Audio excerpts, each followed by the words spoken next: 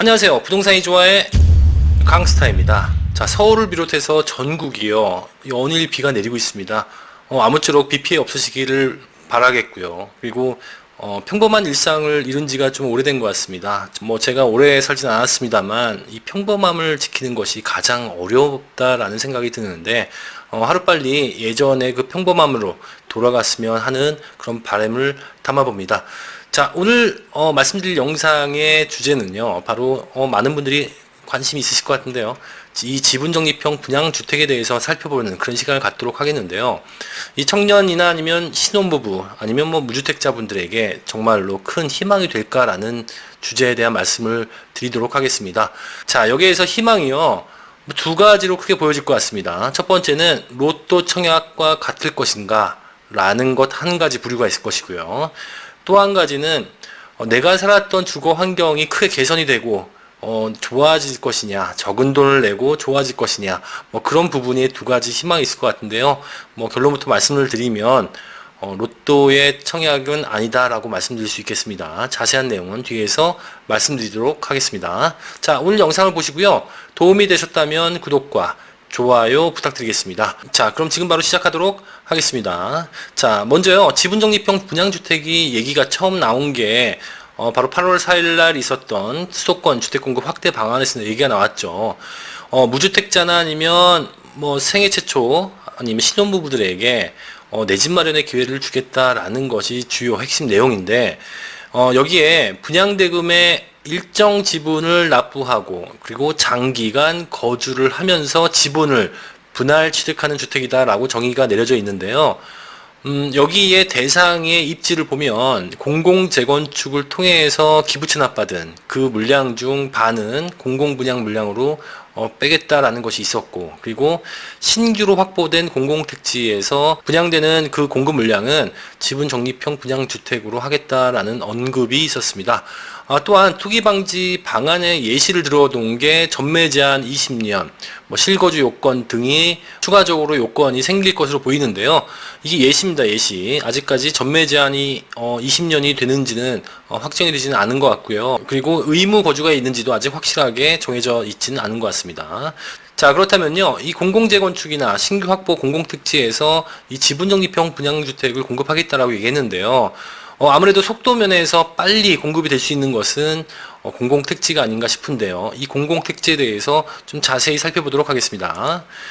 자, 신규 택지 18개를 확보했습니다. 정부가 8월 4일 날 부동산 대책 공급 확대 방안을 발표를 하면서 18개의 약 33,000 가구를 공급하겠다라고 얘기를 했는데요. 여기에서 임대가 50%, 그리고 분양 물량이 50%에 해당이 됩니다. 공급 물량을 보면 16,500가구가 되겠고요. 이 16,500가구 중에서 그나마 좀 규모가 큰 것을 좀 살펴보면요, 이 태릉 골프장이 10,000가구 정도 되고요. 그 다음에 용산 캠프킴 3,100가구, 정부 과천청사 일대가 4,000가구, 서울지방조달청이 1,000가구 정도 되네요. 그리고 상암 DMC 미매각 부지가 한 2,000가구 정도 되고, 마곡이 있죠. 마곡이 한 1,200가구. 그다음에 서부면허 시험장이 3,500가구, 면목 행정복합타운이 1,000가구 정도 됩니다. 이 물량 중에서 50%는 분양으로 빼겠다라는 것이고요. 그 방법은 지분적립형 분양주택으로 공급하겠다라는 것이 주요 핵심 내용이겠죠. 자, 언제 그러면 이게 처음으로 청약이 가능할지, 택지 개발과 동시에 청약을 하도록 하겠답니다. 사전 청약 제도가 될 것으로 보이는데요. 이 사전 청약 제도라는 얘기가 나오면요, 한 가지 좀 짚고 넘어가야 할 게 있습니다. 바로 2년 거주를 했느냐, 2년 거주를 못 했느냐에 따라서 좀 달라질 텐데요. 빠르면 내년부터는 청약이 가능할 것으로 보이는데요.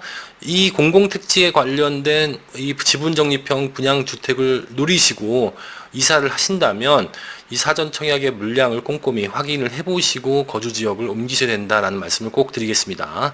자, 이 중에서요, 가장 속도가 빠를 것으로 예측이 되는 것이, 언론에서 보도되는 것이 정부 과천청사 일대다라는 얘기가 나오고 있는데요. 그 이유는요, 7, 80%가 지금 비어 있고요. 이거는 토지 보상을 할 필요가 없기 때문에 철거만 하면 바로 진행이 되기 때문에 과천 청사 일대가 가장 빠르지 않을까라는 예상들이 나오고 있습니다. 빠르면 내년에 사전 청약이 진행될 것으로 보고 있는데요. 자, 기존에 과천 청사 일대에 들어가기로 했던 시설들이 들어가지 못함으로 인해서 지금 반대를 하고 있는 것으로 알고 있습니다. 그러다 보니까요, 예정대로 진행이 될지는 좀 두고 봐야 알겠습니다만, 어찌됐건 간에, 이 공급 물량 중에서 16,500가구는 지분 적립형으로 공급이 될 것으로 보입니다. 자, 이 지분 적립형 분양주택에 대해서 8월 4일에 언급했던 그 내용 이외에 그동안에 조금 더 구체화된 게 있는지 살펴보도록 하겠습니다. 자, 지분적립형 분양주택의 안이 나오고 있는데요. 저 운영기간은 일반 지역 같은 경우는 20년 또는 30년을 선택할 수 있게끔 하겠다라는 안이 나오고 있습니다. 자, 고분양가 지역 같은 경우는 30년 고정이다 이렇게 되어 있는데 이게 지분을 취득할 수 있는 기간이 되겠죠. 그래서 20년 또는 30년, 고분양가 지역 같은 경우는 30년이다라고 보시면 될 것 같고, 지분 취득 방법을 보면요. 최초 취득, 처음에 얼마를 낼 것이냐라는 내용의 분양가 곱하기 지분율을 계산해서 최초의 지분 취득을 할 텐데, 이 지분율이 20%에서 25% 수준이 될 것이다 라는 안이 나오고 있습니다. 자, 만약에 25%라고 가정하고요. 분양가가 5억 원이라면 최초에 내야 할 금액은 1억 2,500만 원 정도 될 것 같은데요. 예, 1억 2,500만 원을 내고 내가 분양을 받을 수 있다라는 것으로 보여집니다. 자, 지분 구조를 보면요. 이 나머지를 그러면 어떻게 낼 것이냐 그 내용인데 4년마다 10%에서 15%씩 균등으로 취득하는 그런 스케줄로 20년, 30년을 끌고 가겠다라는 내용입니다. 자, 여기에 특징을 보면요. 미취득한 공공지분 있지 않습니까? 이 공공지분, 미취득한 공공지분에 대해서 행복주택 수준의 임대료를 납부를 하는 그런 방식을 취하겠다라는 안이 나오고 있습니다. 이게 무슨 말이냐면요. 어떻게 보면 이자의 성격으로 보입니다. 이자의 성격. 이자의 성격으로, 이렇게 미취득한 공공지분에 대해서는 보증금과 임대료를 받겠다라는 내용으로 보여지는데요. 이 행복주택 같은 경우는 1억 원에 월 임대료가 14만 원 수준이다라고 보여지는데 4년마다 이 지분을 10%에서 15%씩 균등 취득을 하게 된다면 이 보증금을 환입을 해주는 방식으로 끌고 가지 않을까라는 얘기가 나오고 있습니다. 조금 더 자세히 이건 시간을 두고 봐야 될 것 같습니다. 자, 여기서 가장 중요한 것은요. 저는 처분 방법에 대한 부분이라고 저는 생각하는데 이 전매 제한이 끝난 다음에 제3자에게 지분 전체를 매각이 가능하다. 그러니까 내가 샀던 이 매각 전체를 다 팔 수 있다는 내용인데 중요한 건 이겁니다. 처분 시점에 지분 비율로 서울주택공사와 손익을 배분한다는 내용인데 예를 들어서 전매 제한 기간이 10년으로 정해졌다면요. 10년이 지난 다음에는 처분이 가능하지 않습니까? 그렇게 된다면 나는 얼마를 받을 수 있을까? 얼마의 수익이 날까라는 내용인데 만약에 분양가가 5억 원이었을 경우에 그리고 10년이 됐을 때 5억 원이 8억 원이 됐다고 가정을 해보면 지분을 취득한 게 62.5% 정도 됩니다. 이것을 계산을 해보면 5억 원이라는 계산이 나오거든요. 이 금액이 나오는데 이 금액은 5억 원 분양가와 같은 금액이 됩니다. 그럼 결국은 뭡니까? 시세 차익이 3억 원이 올랐음에도 불구하고 이 서울주택공사와 손익을 배분해야 되기 때문에 처분을 한다 하더라도 전체 매각은 가능하지만 수익은 없을 수 있다는 내용과 같은 얘기입니다. 따라서 로또 청약처럼 바라보신다면 취지에 안 맞는 선택이 되시는 것 같고요. 만약에 오랫동안 장기적으로 주거의 안정, 말 그대로 뭐 집주인 나가라는 그런 얘기를 듣고 싶지 않은 분들, 그리고 적은 돈으로 좀 오랫동안 편안하게 살고 싶은 분들, 그런 분들이 이 지분적립형 분양주택에 적합하신 분들이다라는 것을 꼭 염두에 두셔야겠습니다. 자, 입주 자격을 보면요. 이 입주 자격은 공공분양의 형식을 띌 것 같거든요. 그렇다면 이 소득 기준이 있고 자산 기준이 있을 텐데 이 자산 기준을 먼저 보면요. 이 부동산과 자동차가 있습니다. 자동차 같은 경우는 2,764만 원 이내의 자동차를 구입을 이미 하셨어야 되는데 이 2,764만 원에 대한 기준을 간단하게 말씀을 드리면 최초의 신차 가격이 있지 않습니까? 이 신차 가격을 1년마다 10%씩 감안해 줍니다. 예를 들어서 2020년식의 신차를 샀다. 근데 그 산 게 신차가 아니라 중고차를 2년이 지난 중고차를 샀다라고 가정한다면 2018년의 취득가로 본다는 거죠. 그 취득가가 매년 10% 감안한 금액, 그러니까 신차 곱하기 80%에 해당되는 금액이 바로 이 기준 금액이 된다라고 보시면 될 것 같습니다. 자세한 것은 모집 공고를 보셔야 될 것 같고요.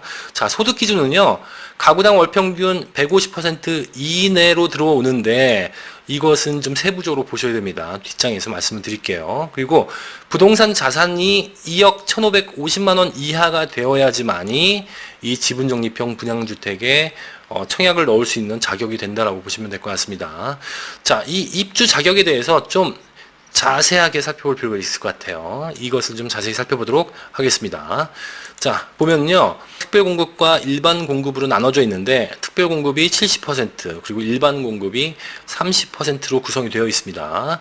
자, 여기에 신혼부부가 40%, 생애 최초가 30%, 1순위가 20%, 2순위가 10% 이렇게 배정 물량이 되어 있는데 월 평균 소득은 대부분 130%입니다. 그런데 이 신혼부부 같은 경우는요, 혼인기간이 7년 이내여야 되고, 그리고 또는입니다. 또는 엔드가 아니고 6세 이하 자녀를 둔 가구 이렇게 되어 있는데요. 우리가 신혼부부 특별공급 같은 경우는 자녀 수가 많아야지만이 당첨될 확률이 높지 않습니까? 같으면 추첨이고요. 자, 여기는요, 6세 이하 자녀를 둔 가구, 그러니까 자녀 수는 한 명이면 된다라는 것이고요. 또한 혼인기간이 7년 이내, 그러니까 자녀가 없어도 된다는 얘기죠. 이것은 기존에 있던 신혼부부 특별공급과는 좀 다른 면이다라고 보시면 될 것 같고요. 자, 월 평균 소득의 130% 이하고요. 맞벌이는 140%인데 이 월 평균 소득은 모집 공고를 보면 3인 기준 이하로 나와 있거든요. 그래서 신혼부부 같은 경우는 3인 가구의 기준이 되는 금액의 130%로 보여지고요. 자, 생애 최초 같은 경우는요, 월 평균 소득 130% 같습니다. 그런데 청년에 대한 얘기가 없거든요. 청년도 여기에 들어갈 것 같은데 보통 공공분양 같은 경우는 생애 최초 특별공급의 대상자가 결혼을 했거나 아니면 자녀가 있는 분 이렇게 되어 있거든요. 그러면은 청년 같은 경우는 여기에 들어간다면 1인 가구지 않습니까? 1인 가구. 그렇게 된다면 월 평균 소득이 3인 가구 이하 이렇게 되는 게 아니고 한 명 이렇게 세부적으로 나눠질 것 같은데요. 여기는 그냥 3인 이하로 갈 것 같고 여기는 1인, 2인, 3인 이렇게 갈라질 것 같고요. 구체적인 것은 시간이 지나고 확정이 돼야 알겠습니다만 제가 보기에는 신혼부부와 생애 최초가 다를 것 같은데요. 3인 이하고 여기는 1인, 2인, 3인 이렇게 갈라질 것 같은데요. 자세한 것은 확정이 돼야 알겠습니다. 일반 공급 같은 경우는요, 30% 배정 물량인데 1순위가 20%입니다. 자, 무주택 세대주여야 되고요. 월 평균 소득의 130% 이하, 기준은 같네요. 맞벌이는 140%고요. 2순위 같은 경우는요, 여기에서 떨어진 분들과 그리고 무주택 더하기 월 평균 소득 130%에서 여기에 150%가 나옵니다. 맞벌이 같은 경우는 160%. 그 물량이 10%입니다. 자, 공급 물량을 보면요, 비율이 높은 신혼부부와 생애 최초에게 주로 공급을 하는 것이 목적으로 보여지고요. 소득이 150% 초과가 된다면 무주택자에게는 기회가 없다라고 보여집니다.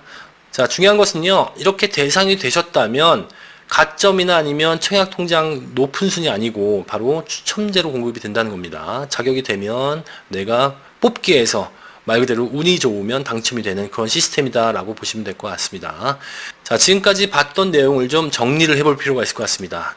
자, 아무리 싸다 해도요, 청년이나 신혼부부가 감당할 수 있는 금액일까? 이것을 좀 고려해 볼 필요가 있을 것 같고요. 금액을 좀 더 구체적으로 보면요, 초기 자금이 이 지분적립형 분양주택 같은 경우는 분양가 더하기 보증금일 텐데요. 이 분양가가 5억 원일 경우에 2억 2,500만 원이 듭니다. 25%를 낸다고 했을 때. 자, 그런데요, 구주택을 사는 경우에 생애 최초인 경우 소득 요건이 맞는다면 LTV 50%를 적용을 받아서 2억 5천만 원을 대출을 받을 수 있거든요. 그렇다면 초기 자금이 2억 5천일 텐데 큰 차이가 안 난다는 겁니다. 큰 차이가 안 나고요.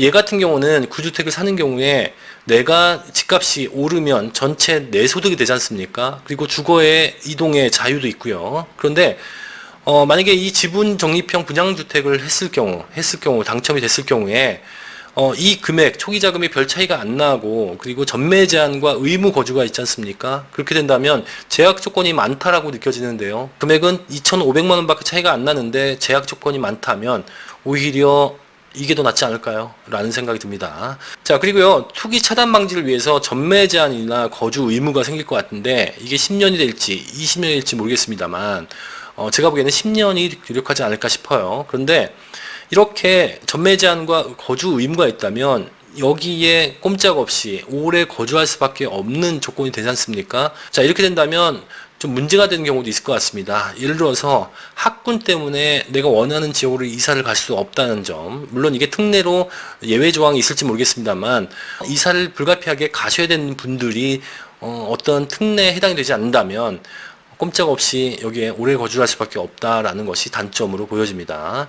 자, 그리고요, 이 공공택지의 개발의 취지상 이 다수의 분에게 많이 공급하는 것이 목적이기 때문에요. 큰 평형대 물량은 없고요, 적은 평형대 공급이 주로 될 텐데, 신혼부부들 같은 경우에 기준이 7년 이내의 신혼부부 또는 자녀가 있는 경우지 않습니까? 그렇다면 자녀가 현재는 적지만 앞으로는 오래 살아야 되니까 자녀가 2명이 될 수 있고 3명이 될 수도 있지 않습니까? 그 이상이 될 수도 있고, 그렇게 된다면 이 공간이 작지 않을까요? 그런 문제가 있다라는 거죠. 그런데 전매 제한까지는 이사를 못 간다는 것이 가장 큰 단점으로 보입니다. 또한요, 이런 분들이 가장 불만이실 것 같습니다. 지금까지 청약을 꼼꼼히 꾸준히 준비해온 40대 50대 분들의 불만이 많을 것 같은데요. 아무래도 신혼부부와 생애 최초 공급 물량이 70%고요. 그리고 나머지 공급되는 일반 분양도요, 30% 중에 20%는 130% 이내의 소득으로 들어와야 되지 않습니까?